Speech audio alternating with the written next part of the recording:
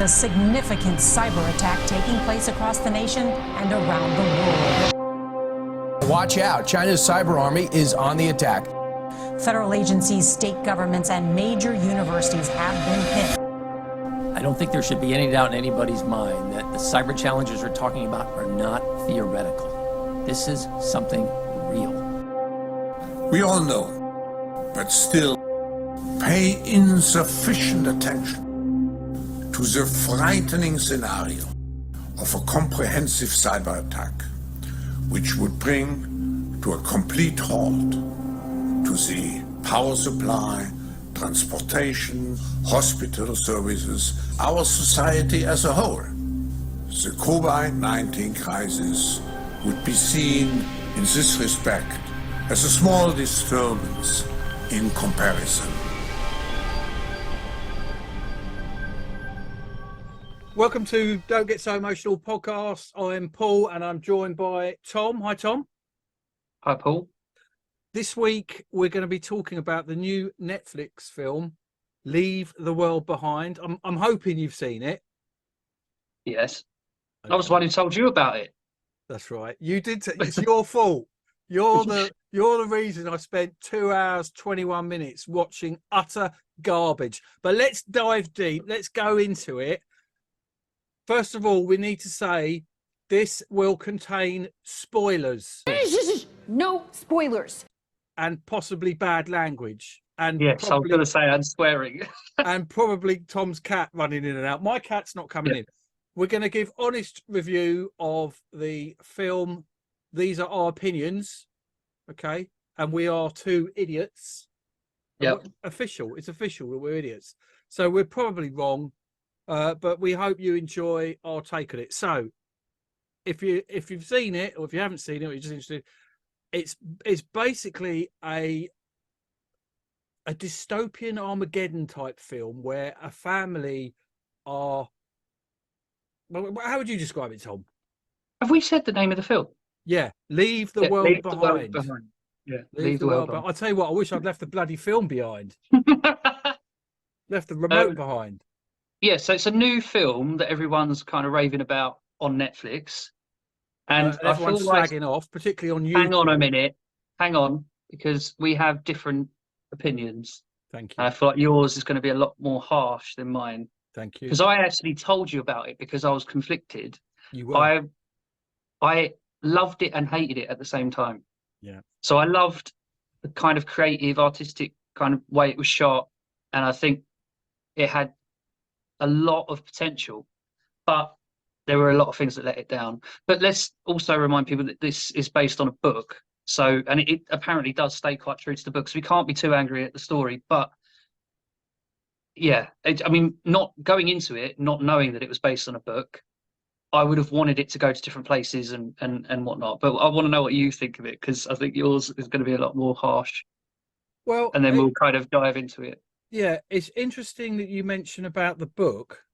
Now, the reviews I've read of the book, which is called Leave the World Behind by Ruman Alam, I've actually read a couple of paragraphs and he over explains. So, for example, in the book, he talks about the noise. If you've seen the film, there's the noise that makes people's teeth fall out and people stop watching the film. But he goes into a description of the sound, which is so asinine and so long-winded and boring, a bit like this description, and it's just utter rubbish. I mean, look, let's start how the film starts, okay? So it starts with Julia Roberts, who plays a character. I'm trying to think what her name was. You can't remember her name. She's Amanda.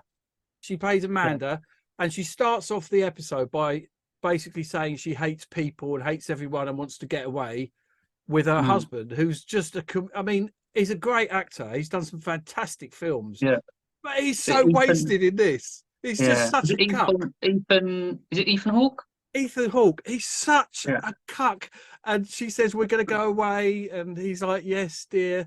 So off they go. They take their two... And the kid. The two brat children. We'll come on to them in a minute. And one of the faults of the film is all the characters are totally unlikable. There's not one redeeming. You go, oh, I really like them. No, they're all horrific. In fact, I quite like the prepper, which was Kevin. Kevin Bacon. Yeah, Kevin Bacon, the prepper. I mean, he was, probably the most interesting. But anyway, so the film starts with them all disappearing off to get away, and they go to what I guess is an Airbnb, but it's absolutely huge, isn't it? Some huge mansion in the forest. And they go in there and nothing really happens. It's all really, really slow, isn't it? So they go to the beach and they're all sort of sitting around on the beach, and then this ship is seen in the distance, and it gets closer and closer and closer. It's like closer and closer, and then it sort of nearly hits them, and they're all running.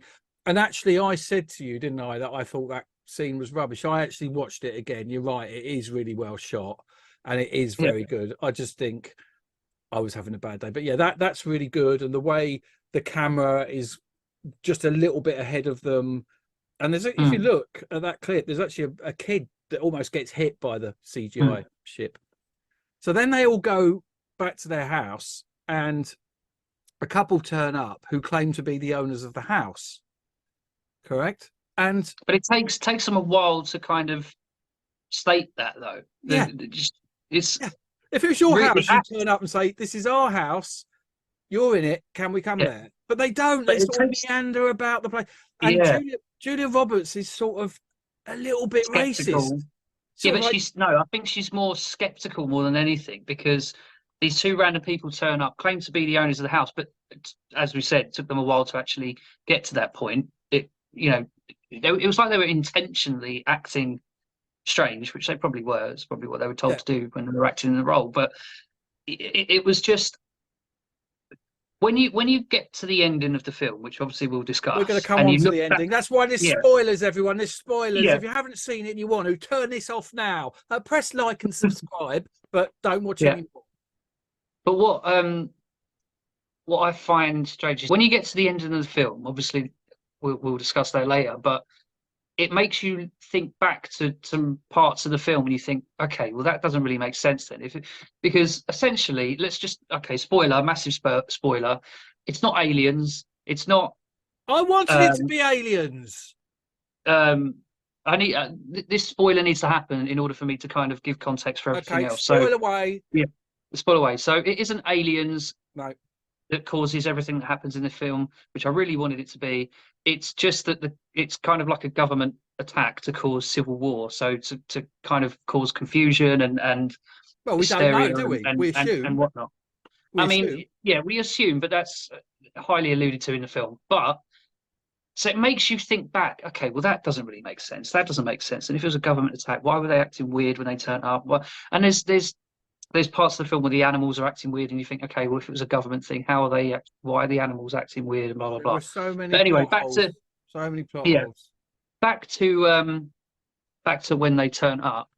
I mean, we don't have to go through the entire film chronologically. Oh, bloody hope not. Be 2 hours and never get back. But essentially, this couple turn up.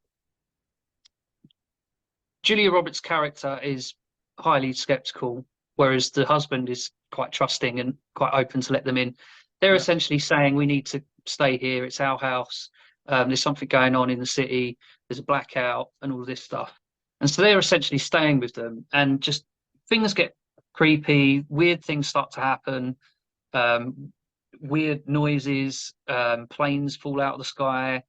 One of the kids' teeth falls out. Yeah, but the teeth fall out after. Basically, the kid is walking in the woods. He gets bitten by a tick, and then he goes back to the house, and his teeth start falling out, or he starts pulling them out. Yeah, but I think that's what they're trying to lead the audience to believe, that it was related to the tick, but apparently it just ended up being the noise. So the microwave war weapon is kind of well known.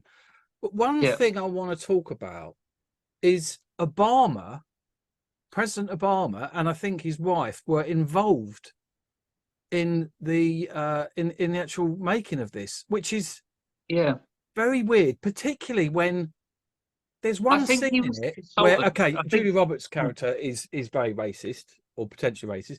But there's a scene where the daughter and the dad are in bed, and she says, I'm asking you to remember that if the world falls apart, trust should not be doled out easily to anyone, especially white people. So that's in there. Like, why would you put that in a Random. and I just thought that was a very unnecessary comment, and I didn't really understand why it was in there.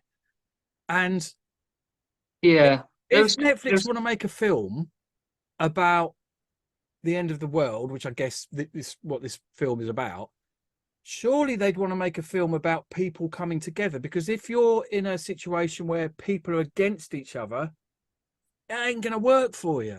If you listen to shows like this, you will be better off in the event of a crisis or emergency.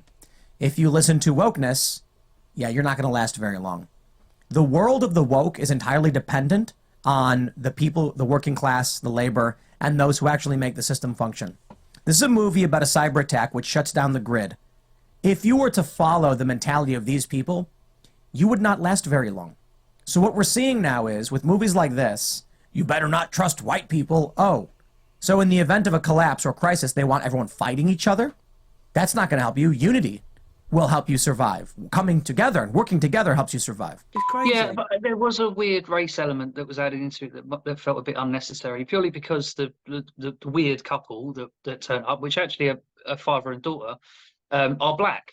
So, I mean, I see Julia Roberts, the way she reacted to them, I felt it was just skepticism and not trusting them. And you kind of perceived it a little bit as racist, maybe, I don't know, but the thing is, nowadays you see racism even when it doesn't exist, so maybe it wasn't. But and also you're told that things that aren't necessarily racist are racist these days, so you never know. Now, I've done a little bit of research. So do you remember the scene where the husband, whose name escapes me, is driving and the Spanish lady comes up?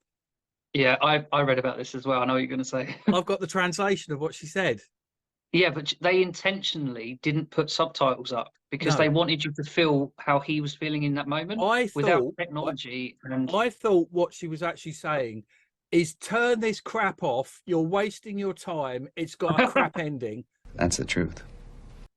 But I was really surprised she doesn't say that. She basically says all the stuff about she's lost her house and she's done it, and she basically does a complete rundown. But I don't speak Spanish. I doubt most. Yeah, she was basically saying about the noises. She was going on about how the animals were acting weird and she couldn't get home. She needed to use a phone and all this. When you watch it as an English person that doesn't know Spanish, it's a lot more. It builds a lot more suspense. It makes you feel a lot more uneasy, not knowing what she's saying. And she's getting really frantic towards the end as he's driving off. I'm like, bloody hell, what's she saying? Yeah, she says, "Don't leave me here. Don't leave me here." Yeah, she's basically saying, "Don't leave me." And but I thought it was quite clever. They didn't include the subtitles because they wanted you to feel how he was feeling in that moment, which I think it did. It achieved that. But it said in the Spanish version of the film, it was just obviously it was just normal, so it wouldn't have had that effect on them because But let's talk about the Teslas. So the Teslas. I mean, I haven't read this anywhere, and I don't know this for sure. But my interpretation with what was happening with the Teslas. So just to give everyone context, they all decided that they'd had enough, and they got in the car and they were going to go to the city and blah blah blah. He says that a lot. Blah blah blah. So they went, I don't know what they call it in America, like an intersection or whatever leads onto the highway or whatever. And it was blocked by Teslas, like thousands upon thousands of Teslas. And they were like, what's going on here? So they kind of parked their car up at the side of the road or in the middle of the road. And they're kind of having a look around and whatever. And then in the distance, you see a Tesla coming and then another Tesla. And she suddenly clocks, oh, there's no one in the cars. Like it's the self-drive mode has been hacked. And they're using the cars to block the roads. So the Teslas were just coming along and hitting each other and just blocking up the roads. So I thought that was quite clever because at the end of the day, that if someone hacked the Tesla network system, whatever, if you've got a car that's got the ability to self-drive, you could program it to go anywhere. So I thought that was quite clever. But yeah, there was another bit where just after he saw that woman who was speaking in Spanish to him or whatever, he saw a load of leaflets falling from the sky, or a plane dropping a load of what when you Drones, initially drones, see weren't it. they? Drones. Yeah, but when you initially see it, it looks like red gas of Yeah. some sort. And you think, oh God, what's going on here? But it turns out that it was just dropping leaflets. And then he picked one of the leaflets up, and it was like in Arabic, or, you know, going to be, you know, terrorists or whatever. I think But they later on, mentioned that elsewhere. yeah, Leaflets have been written in Chinese or something, haven't they? yeah. It says "Death to America" or something. So, I mean, look, I'll be totally frank. I'll be totally honest. The first hour, I actually thought I was actually enjoying it. I was thinking, where's this Me going? too. I had the whole, what is it? Because you want to know, what is this? What's going on? And one thing I Well, let me didn't just like, say, go on. let me say, I love films like this, right? I love films where I don't know what's going to happen next, and Yeah.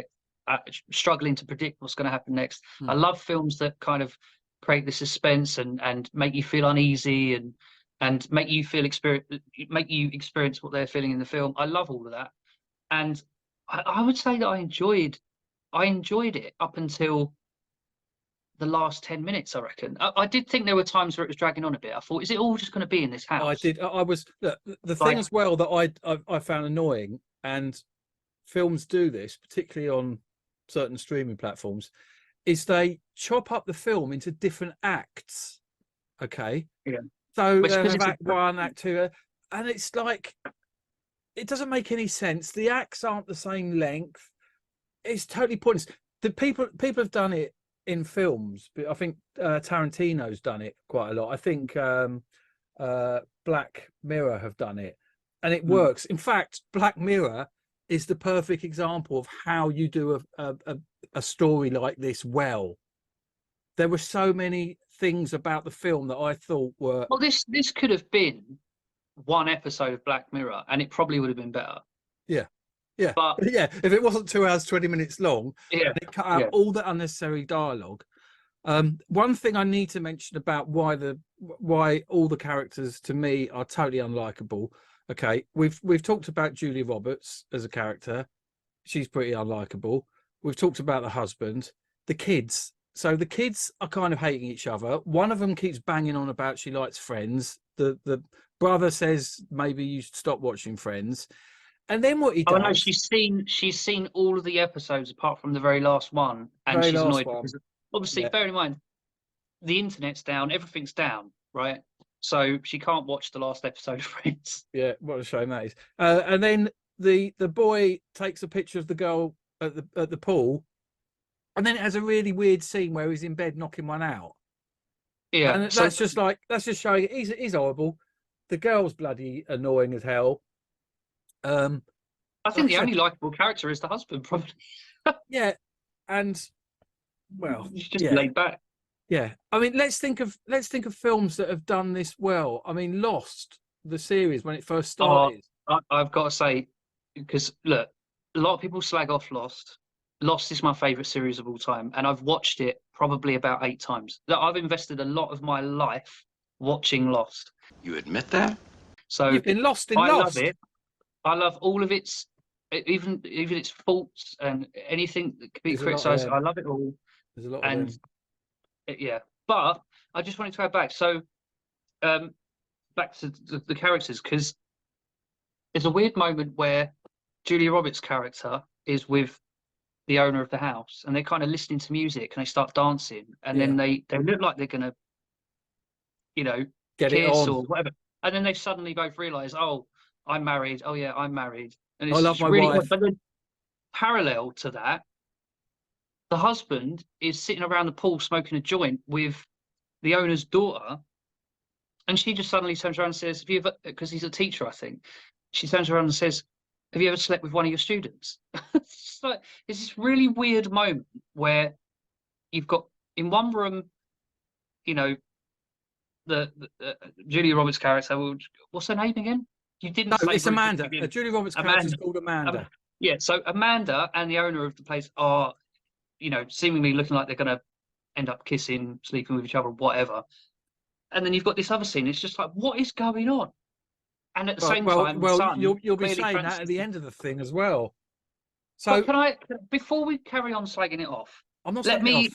I'm right. being positive. You're I'm being a positive, and a I'll tell you how critique. positive I'm going to be about this. And I'm very, if you go to the Wikipedia page, it says it's got a 75% critic score, which is correct.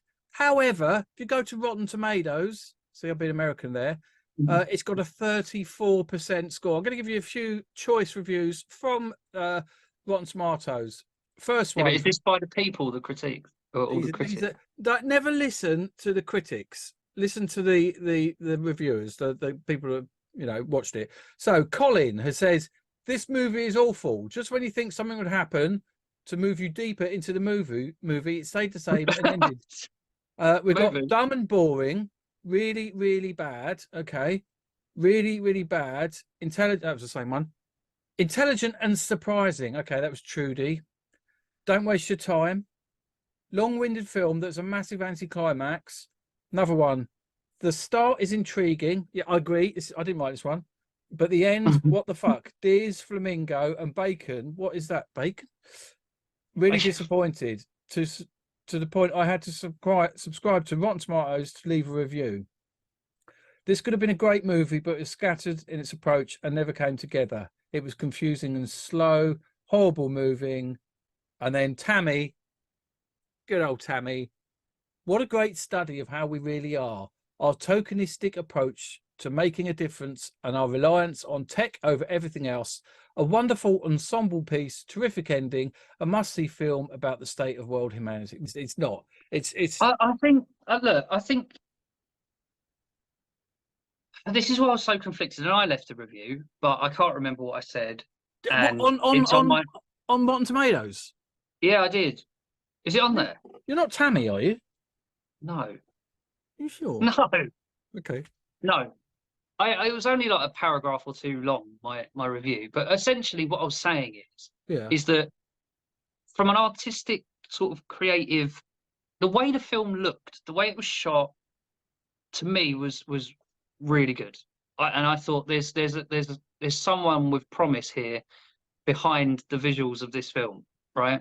And I thought they're going to go on to do good things. I even looked up what they've done in the past, and I don't think they've done anything. Didn't they? Robot. Yeah, nothing too amazing, but clearly there's something there. I kind of got the Shining vibes at times. So, but it was the storytelling. It was how slow it was, and slow is an understatement. I mean, you could have edited that down into an hour long, easy. I think they spent a lot of time on the characters where I didn't feel it maybe needed. I wanted to know what was going on in the world. I wanted to know what was going on elsewhere. Like I wanted them to go, go a bit further out and see what was going on. But a lot of the film is kind of in the house and surrounding the house. And can I ask, did you find it rather weird that the owner of the house accepted his wife had died very, very quickly? Yeah, he sent a text, he didn't get a reply, and then she's gone. Yeah, but so basically, so we just let everyone know that essentially planes were falling out the sky. Obviously, ships, their navigation was all screwed, and they were capsizing. Tesla's flying about. Yeah. So planes were essentially nosediving. So he just assumed, because his wife was on a plane at that time, that she's dead. So he was very quick to accept that his wife was essentially dead, and he was already quick to move on and was flirting with Julia Roberts. No, get it right, Amanda. No, they do say that Julia Roberts is America's sweetheart. I thought she looked a bit weird in it, but I don't know if you know this, but she's aged. She has aged. We all have. But she's aged pretty well. I'm not going to lie. Don't lie to me. Don't lie. I'm going to use that fucking clip again. No, listen. But the point is, Julia Roberts in Pretty Woman, she had a body double. It wasn't her on the cover. Do you know that? What? Oh yeah, you know about that. You know the cover of her body. It's not her. It's her head. It's not her body. Right. Okay. And I think there's a few scenes in it that are not her. But anyway, really? why are we talking about that? Poor old Julia. She's an actress, not a No, but what I was going to say, to be fair to her, is the majority of actors or actresses, whatever you want to call them, Actors. her age, have had a ridiculous amount of work done and barely even recognisable. She looks the same, just older. Yeah, which is So, fair. I mean, yeah. now let's talk about the ending, okay? Yeah. So the ending is basically there's little things throughout the film where the girl's friends, she ends up in a safe house, goes down to the basement. I don't know if you noticed at the top of the house it's all red, and at the bottom of the house where she is, it's all blue, I think. But she goes there, she sees on the screen that there's like a thing going off and stuff, and she goes to the DVDs and she gets out the Friends final episode, puts it in the old DVD player, presses play, and it ends with the Friends. Yeah, I just thought. Well, no, hang on. Let me go back a bit. So basically, go back. We mentioned earlier that the son's teeth was falling out, He pulled them out. He was pulling them out. They were just falling out, basically, and they realised that he probably has Lyme disease or something. Lyme disease, yeah, for some reason, I don't know whether it's the noise that caused it or whether it was the tick. God knows what. But he so everyone was like, "Oh, he needs antibiotics." So they go to that prepper guy, Kevin Bacon. And they go and ask him if he's got any antibiotics, and he's essentially, you know, every man for himself. He's basically turning them down, and then they have a standoff with guns, and eventually they come to some sort of agreement. It gives them some antibiotics, and then they get back in the car, and it's then where the guy, the owner of the house, is basically saying that he had some knowledge of this and that he suspected that this was the case, but he didn't want to say anything, and blah blah blah. Blah blah blah. The best and cheapest way of attacking a country or you know, gaining control of a country is causing civil war, so they essentially destroy themselves. And so now that he's planted that seed or whatever, when this girl goes to this other house, there's another house that just appears that this girl goes into, and I think Kevin Bacon's character alluded to that particular family building a underground bunker. So it goes back to her in the house, sitting at the dining table, just munching on ridiculous amounts of junk food. And then she sees a light coming from down the hallway to the staircase, and then it takes her down to the bunker, and that's where she sees on some screen that essentially the end of the world is happening, and that there's been all these different kinds of attacks and cyber attacks and this, that, and the other. And then she turns around and there's a massive TV with like thousands of DVDs, and of course she finds a Friends box set, and she puts it on, starts watching the last episode, and then the film ends with the credits.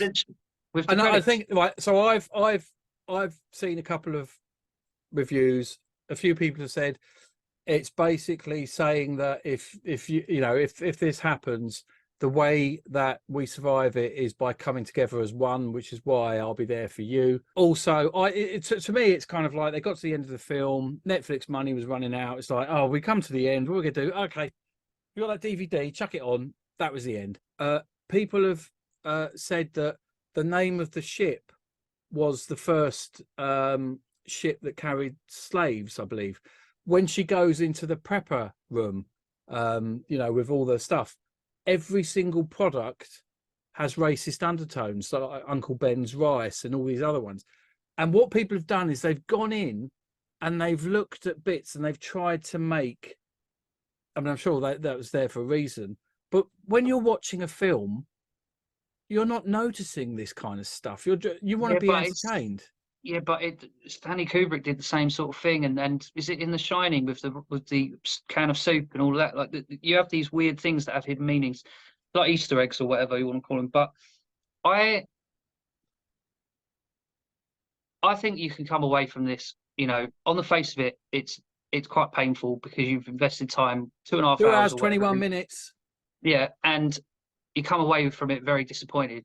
As I was watching it, I was enjoying it, despite it being a bit slow, because I was constantly, what's going to happen? What's going to happen? I would have been more satisfied if they would have kind of, let's say the girl puts the episode on, she's watching it, blah, blah, blah. You said it again! And then it pans out of the house, out of the out of the town, and it's got like a bird's eye view of what's going on in I don't know, local town, maybe. Actually, they did do that at one point.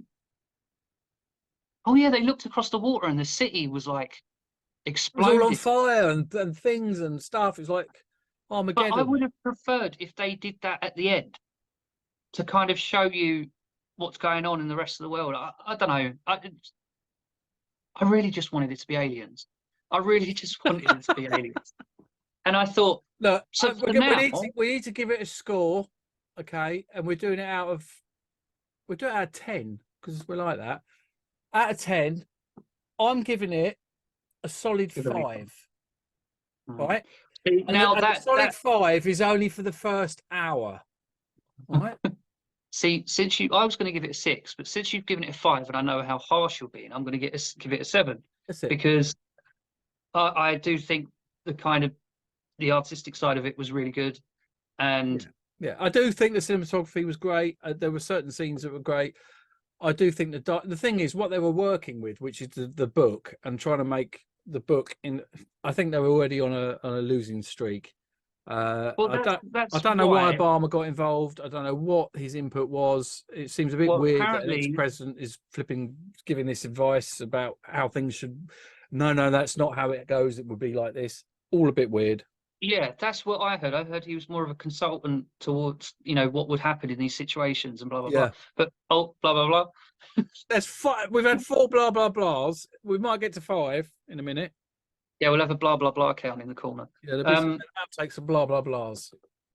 Yeah, so all in all, I enjoyed it. I wouldn't watch it again. No. I would recommend it to others, as I did you. Because I wanted to see what others thought about it, and I kind of knew how you would feel. Well, but look, can we just? I'm going to end it by saying, I thought it was very painful. Let's talk about dystopian films that are really good, and there's been some. You must have one that you've seen as like fantastic. What's your favourite end of times film? See, I like disaster movies, so Deep Impact, Armageddon, Independence Day. I love all those sort of films, but I do love these kind of Black Mirror type things as well. Yeah. I'm just trying to think of one. I mean, Day After Tomorrow. No, not Day After Tomorrow. Is it Day After Tomorrow? Yeah, Day After Tomorrow. Isn't that the one that's all zombified though? No, that's I Am Legend, isn't it? No, it's zombies, isn't it? Zombies, Day After Tomorrow. Oh, I don't know. Oh, look, no. The Day the Earth Stood Still. Sorry, that's the one I was talking about. The Day the Earth Stood Still. Yeah. Yeah, I like that. See, but the thing is, though, Tom, I don't like films where they leave you guessing at the end, and you look. I turn to my partner, and I go, "What was that?" And we don't know. I like, and I know the filmmaker who made this loves films that don't have specific endings. I don't. I go to the cinema. I want to be entertained, but I want to know what happened. I don't want to go away and sit in the pub and go, "What do you think happened then? What happened then? Do you think that?" No, let me know what happened. Let me know the ending. That's just my take on it. Yeah, if you have to go and read about it afterwards, because I mean, we've watched quite a few films where we've gone and Googled it afterwards and still not really. Wikipedia to find out what exactly was it, and you go, "But I didn't realise that. I didn't realise that." Right. Yeah. Well, that's it. This is the end of the review. Can I say thank you to the thousands, and I mean thousands of people that have watched our little channel. Me and Tom do appreciate it. Please like, comment, and subscribe. We appreciate that. We're going to have a few more videos as well over Christmas, so you can, if you subscribe, you'll see them. My take on the film, it's okay, but it's not great. Tom's is probably the same. Yeah, maybe just a little less harsh. This less harsh, yeah. Okay, right. Next time, we will talk about something completely different. Thank you for clicking play, and let's have the outtakes. Oh! Oh my God, you've gone upside down. Every week. Because it's a phone. Every week we have this problem. Right, we are recording. You see, I have a new robot. Oh, yeah. Yeah, so hang on. His name's His name's Charlie, and he does lots of cool things, moves and dances. Anyway, that's for another episode. Frank is up the top. He's still there. Let me just turn you up. Oh, Yep, ready. cheers, everyone. Right. Ready? Hang on. Oh my God! I must say, you're looking very Christmassy. All we need is a cat to come running in to make it like all the other episodes. Right, tell me when you're ready. Oh, new hat! Yep, new hat. Very nice. Very nice. Beard's growing back. Yeah, well done. Yeah, I've had a shave. See, I like to make an effort. This week's episode, we're Hang looking. on, Paul. Yeah. Really sorry, I just realised the fan's on. Alpha. This week we're going to be talking about the new Netflix show. No, sorry, sorry, I meant to start from the beginning because otherwise you're going to have the fan audio. All right. Welcome to Don't. What's it called?